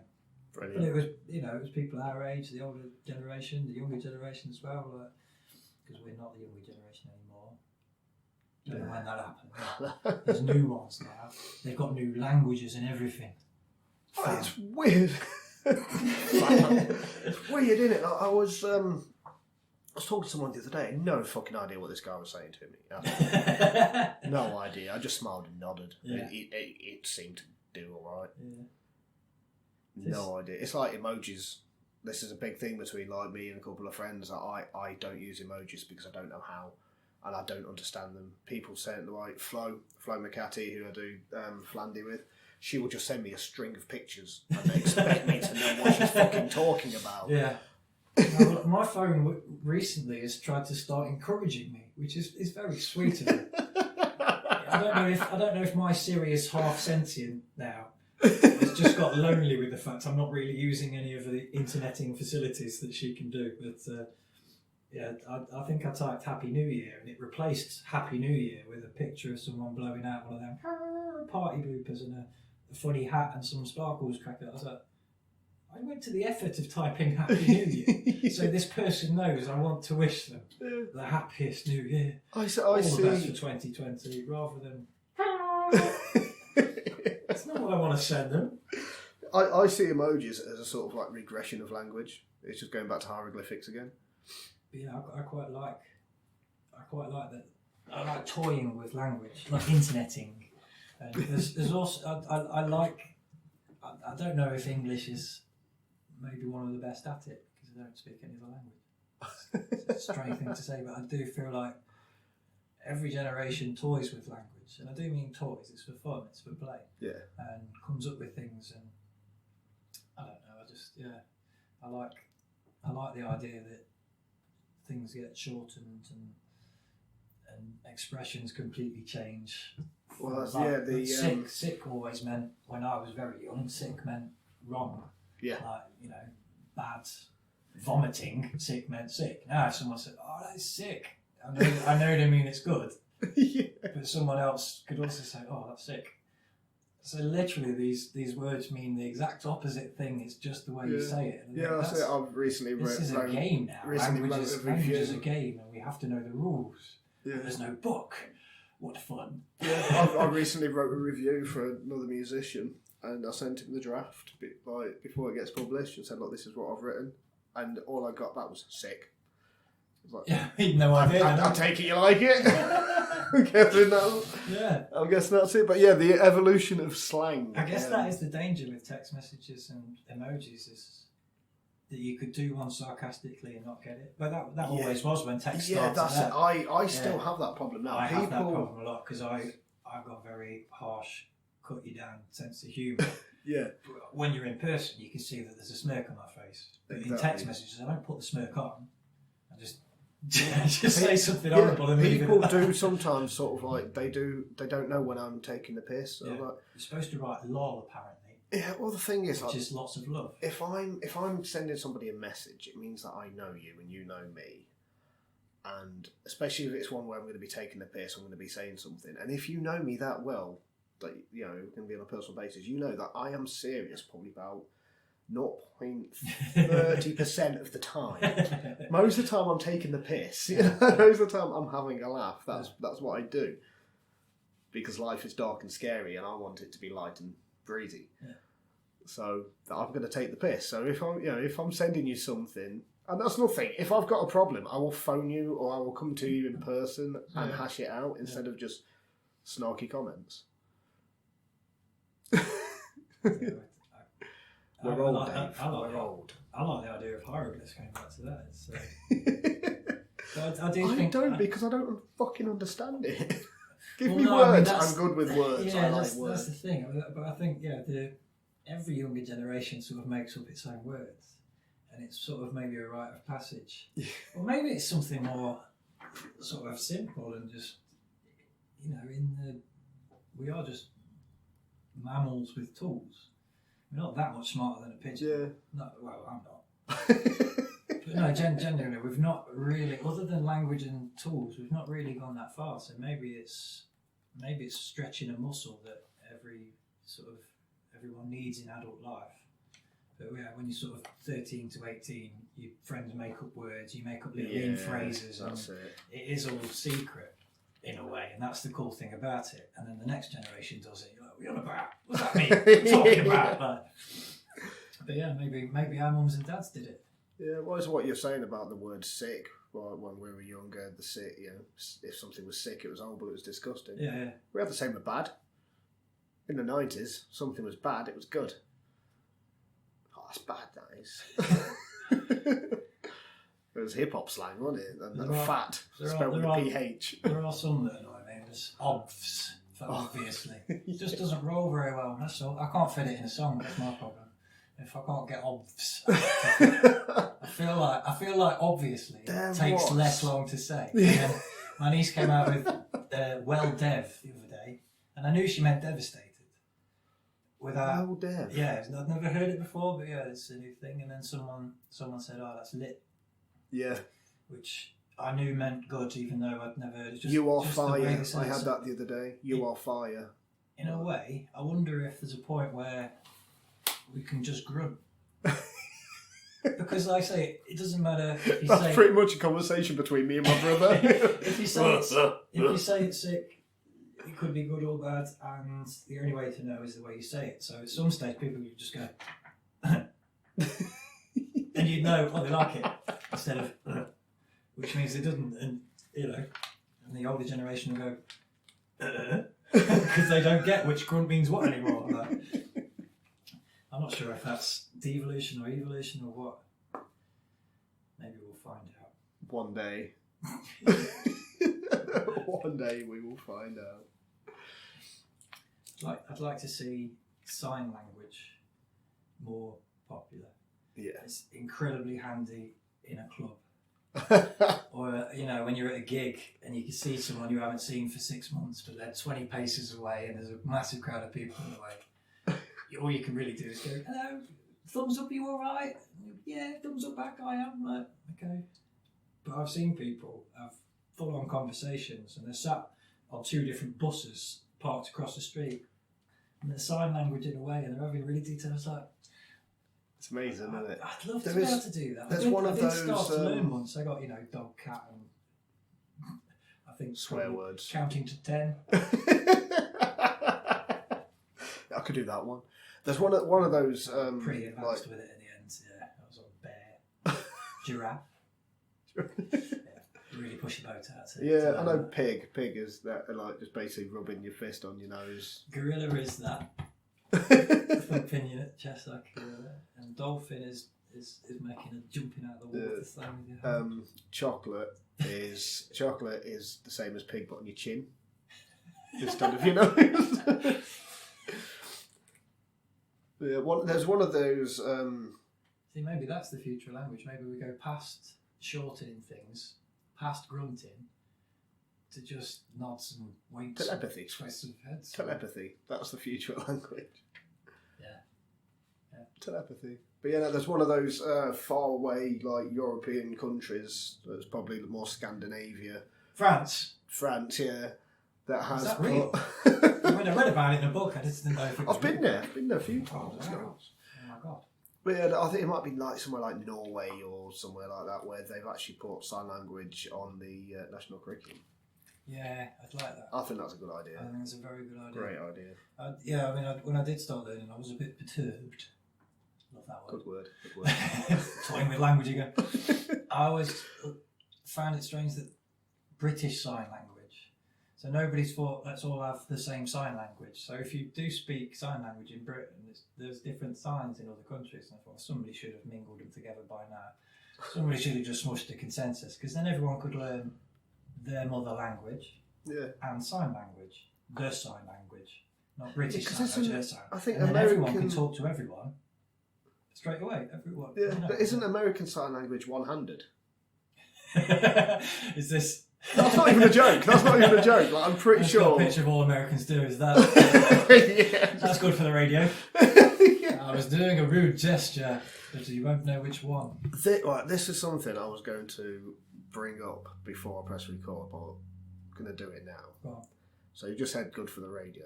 Can you remember at college Our radio show. our radio Oh, of show? course I can, yeah. What were the names of the characters? Deirdre, Maud. It was It was. Maud? I know Maud was one of them. Deirdre, I think. Doreen or. I couldn't. I was trying to think this morning. I it's couldn't Maud and remember Deirdre. if There it was was always- Deirdre or Ethel. There was always the magic. Oh, Ethel. I think it might be Ethel's a lovely name.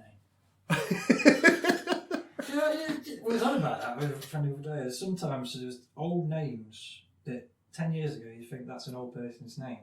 But now actually, if someone called their little girl Ethel, weirdly, I think that sounds quite cool. Yeah. Now. That's twisted. That. Yeah, well, yeah. Like my partner in crime, Flo McCarthy. Her name's Florence, and it's like So it's like that name. it's quite an old school name. And she's Yeah, only yeah. 21, and she fucking hates it. Yeah. See, I think when you get a name like David, you quite like cool names. Anything that's slightly unusual, because my entire life has been Dave, and 10 of us turn around Yeah. to find out which Dave you're after. Like, Oh yeah, in college there was three days, wasn't yeah, at least. I think at one of my primary schools there was 10 Davids, and 9 of us had the middle name James. So there was 9 David Jameses. Amazing. And isn't David James a writer as well? Pretty sure there's an author called David James. Possibly. No, there was a footballer called David James. Oh yeah. There's an American singer called David James as well, and I'm I'm not sure why. I got sent. There's another singer-songwriter in the UK called David Lacey. He lives around Newcastle way. Is there really? Not the Stoke Newcastle, in North East Newcastle. And yeah, he plays sort of bluesy stuff. Really good fingerstyle guitarist. Cool. But again, it's like you check him out on YouTube. There's like 10 plays, and you're thinking it's better than the stuff that's got 500 million views. But whatever, like, each to their own, I suppose. But yeah, I did sort of like send him a hello, and he sort of said, "Oh yeah, I can't release my stuff as David Lacey because you've already done it, and I've not got a middle name, so I'm having to sort of think of stage names and stuff." And I said, "No, just do it as David Lacey. Like, it will let you do it." Yeah. And then someone will sort of say, "Oh no, this guy's." But I promise you, if your name is David Lacey, then you release your stuff as your name, and I won't come to you saying you owe me money or you've tried to steal fans or anything like that. And to be honest, he does blues stuff and I do pop stuff. Yeah, it's different, isn't it? There's very few. There's probably only a handful of musicians that would be interested in crossing those two and having a listen to both of them, kind of thing. I don't think we're similar enough to get in each other's way, kind of thing. But yeah, there's a singer-songwriter called David James. Don't think you'll be hearing too much of him. Imagine if Gary Barlow couldn't write songs. Or Gary Barlow. Imagine if. I like Gary Barlow. A A Million Love Songs is a fucking classic. Yeah, but there's that tax dodging stuff. Yeah. I don't know how much of it is true. I don't really. I feel bad now actually because I just heard about that sort of third party and assumed there was truth to it. But I just think, yeah, if you're earning millions and trying to sneak off some extra bit for yourself, and just choose a different country. Yeah, that was it. You don't. Unless you Actually, Jimmy no, Carr. don't. Can everyone stop moving to Florida and the Cayman Islands? Yeah, because the whole thing with Jimmy Carr, he didn't actually know what was going on, did he? He was paying an accountant, and the accountant was doing it for him, and he didn't realise what was happening. Yeah, I was checking next to your accountant says, "Oh, you can save $2,000 if you do this." You go, "Well, yeah, of course." But a little bit, he'd say, "How? Yeah. Why can I save $2,000 from somewhere, or 20? Who knows? I don't really know." But yeah, if you're paying an accountant and he says you're allowed to do this, and that's the other thing, it was legal, and I bet no one's changed that law, and I bet the reason is because they probably used that facility. Just they've changed the name of it now. Someone's found out about it. We are watching you. Yeah, we know all about lords. it now. So, if people want to listen to your music, how can they listen to your music? Apart from going to see you play at the 5,000 pubs you play at a month. Yeah, YouTube, there's a handful of songs on there. MySpace, of course. Me and Tom, keeping it real. Are you actually still using MySpace? No, I'm not. Genuinely, I do think there's some songs on there because I tried to remove them and it wouldn't let me sign in. And I sort of went through help me get my password back and nothing came back because it's obviously just Tom smashing his head against the wall. A million friends! We do some. Yeah, we're still grateful. So yeah, there's a handful of songs on YouTube. There's a handful on sound. To be honest, I'm a bit of a sneaky beggar. I sort of move my songs around. So the best way to find some of my music is to look. That's it. Yeah. Find it yourself. I ain't helping you. I just make it and then hide it on the internet. Yeah, I don't know. Type David Lacey into Google. You'll either get you or the blues guy from Newcastle. No, well, I know it's sad, but I have Googled myself. And when I first started out, there's a guy who writes for the Guardian newspaper, or did write for the Guardian newspaper, so obviously he was at the top because he publishes something national every week. So he was at the top, and I was on like page 20 or something like that. It took me a couple of years, and I was on like the first page, I was like the second or third link was a link to one of my songs on YouTube. I was like, cool. And then a couple of years after that, I was the top. And then someone said, "Yeah, but that's your Google, isn't it? You keep searching for yourself, you arrogant." Google doesn't work the same for everybody. They know what you're looking for, so they know it's you. And I was like, "Oh, that's really shot me." But no, I got a friend who's obviously a friend. They've never Googled me because they talk to me, so it would be strange. So we got them to do it, and it did. It brought my video first, and then the second was the guy who wrote for the Guardian. I was like, David Lacey number 2. I know how it feels. Which. love it. Brilliant. So we could do that on my laptop, but I have actually Googled you. Even though I've known you for about 20 years, I have actually Googled you. Just to see what I could find for research. Yeah. Because I'm all professional and shit. What did anything good come up? I was kind of hoping there'd be some stories from those several sort of beautiful blondes that have told stories about what an amazing lover I am. But no, yeah, elephant trunk penis. I said keep it quiet, and they have. That's really annoying. Yeah, no. When I googled you, it come up with your Facebook page, and YouTube. That was it. Yeah, just various photos of you. I think it's sat in this corner actually. Yeah. With wearing sunglasses, or were you wearing a hat? One or the other. The thing is, I get so many criticisms. People saying, "Why do you do that? Like, when you wear sunglasses when you're inside, clearly the middle of winter and stuff." So I don't like being filmed and photographed. And it's ever so strange because people see you play live and they think, "Oh, you must have loads of confidence." It's like, no, yeah, not at all. I genuinely, when I play like Friday, Saturday, Sunday, my nerves start on Wednesday afternoon. I'll spend all of Wednesday night nervous for the weekend's gig, all of Thursday nervous, and the nerves only disappear when I start playing, and then they immediately come back when I finish playing. Yeah. So I spend half my life nervous, and yeah, it's not confidence that gets me through; it's solid arrogance. I'm brilliant. Love it. That is fucking great. There's not that many people that would admit to that. I fucking love it. Yeah, I'm not confident. I'm just arrogant. Well, no, it's not. It's you could have 50 people watch you and 50 people say you're brilliant, but does it make a difference? You've got to make the thing you're making and throw it out into the world. And if everyone hates it, apart from you, you've still got to do it. Yeah. Because if you've got a little thing inside you, a little voice in the back of your head saying go for it, and everyone else says no, don't, still do it, because that little voice turns into a big monstrous fist. It punches you in the head and you can't stop it because it's your own subconscious. So. Follow your dreams. Yeah. You can achieve your goals.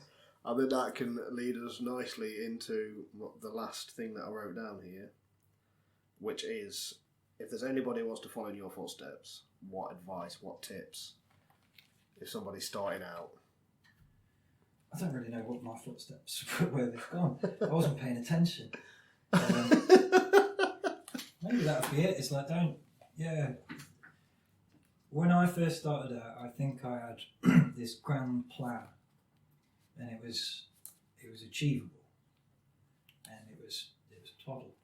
It's absolute toddle. What's that old saying? The best laid plans of mice and men often go awry. Yeah, it's just like, I think it's don't have a great big plan. Just, whatever art it is or whatever project it is, if you're a builder or a butcher or whatever, I don't know, but whatever it is you're doing. Then just do it, and I don't want to say don't overthink it, because it's not to explain this. Just trust your gut. That's how I could sum it up best. Your gut feeling will tell you when you're on the wrong path and when you're on the right path in equal measure. I think that's great. And trust it. It will still go wrong sometimes, but it doesn't matter. You're meant to go wrong sometimes. The path is bendy. It might double back entirely. It might bring you back to where you actually started from with a different frame of mind. So sometimes progress is not progress. And yeah. This is sounding great. I just got a vision of this being transcribed and there being several ers between every word. I don't know what my advice is. The best bit of advice I think I ever gave someone while slightly drunk was, don't listen to any advice, especially this. Which I love it. Sideways means do listen to. No, wait. Finish it there. Yeah, follow your gut. listen to your instincts. That's my advice. I like it. So I think that's a good place to end it all. The whole thing. What song is playing this episode out? If we're going to end, I think I would like. It's got to be one of yours. That's the only. I think it's got to be probably Treading Water. That was one of the songs where I started to write it with no plan. Also, I've got the squeakiest chair for recording with. This is an actual recording studio, and I've got the squeakiest possible chair. Yeah, I actually started writing a song at an open mic night with friends in the audience, sort of thing. I just played a couple of chords. Oh, that's nice. Bear with me a second.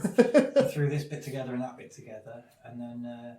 You know what? That is like if somebody else told me that you did that, the first thing that would go through my mind would be, of course he fucking did. That's got to be like the most Dave Lacey thing that I've ever heard. Well, yeah, I mean, I did ask the audience. You don't mind if I just have a quick jam at this? But I didn't take the mic. I mucked around with it for a couple of minutes and thought, yeah, this will go somewhere. So got home that night, wrote the first sort of draft of it, and then redid it the next couple of days, and then played the finished product to him like 2 weeks after at the next open mic kind of thing. And then I couldn't think of a name, so I let my friend. So Jules is responsible for naming Treading Water, and this song is dedicated to them, my friends. Cool. So, Treading Water. Thank you very much, David Lacey. Cheers, mate. Top of the world, top of the morning. Hey, how's it going? It's been a while. I've been a busy man, making my little plans. Top of the world, top of the morning. It's been a while. Here, what you drinking? Can I get you something? Not got the time, not got your number. Access denied, like it always was. And I'm hoping that you know there's poetic justice around the corner. Have a little patience and you will see. All I ever wanted was some good karma. Though I know that every road leads home, I still get lost. My heart's anchored, it can't be broken. And I made my home out on the ocean. And I've grown so lonely I can't take it anymore. Like a sickness without a cure, this ocean it has no shore.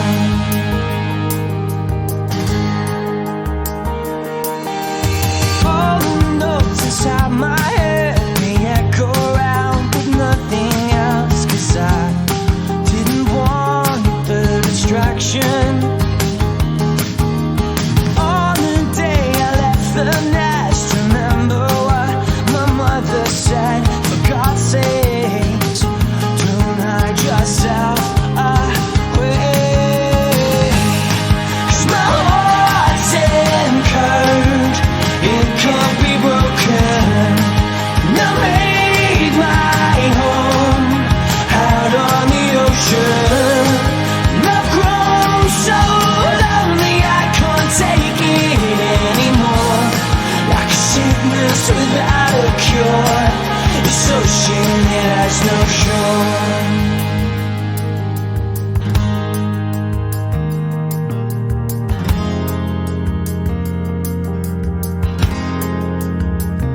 I'm treading water where no one can don't tread on my heart.